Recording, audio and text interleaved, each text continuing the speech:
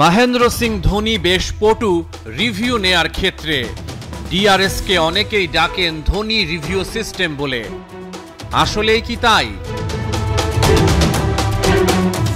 Decision review system বা DRS প্রযুক্তির সাহায্যে দেখে নেওয়া হয় আম্পায়ারের সিদ্ধান্ত সঠিক কিনা।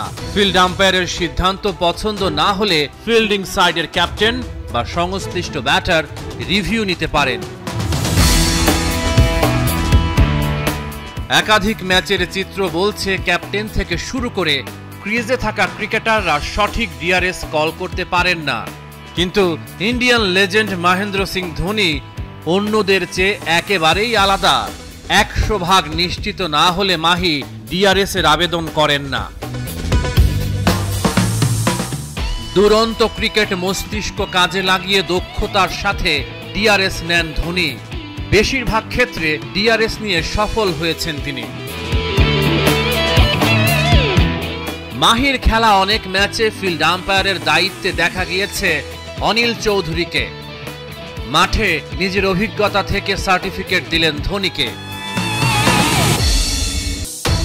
অনিল চৌধুরী বলেছেন, উইকেট রক্ষকেরা যে জায়গায় দাঁড়ায় সেখান থেকে বোলারের অবস্থান সব সময় ঠিক মতো বোঝা যায় না। তবু ধোনির আবেদনগুলো বেশ যুক্তিসঙ্গত হয়। চাপের সময়ও ধোনির অনুমান খুব একটা ভুল হয় না।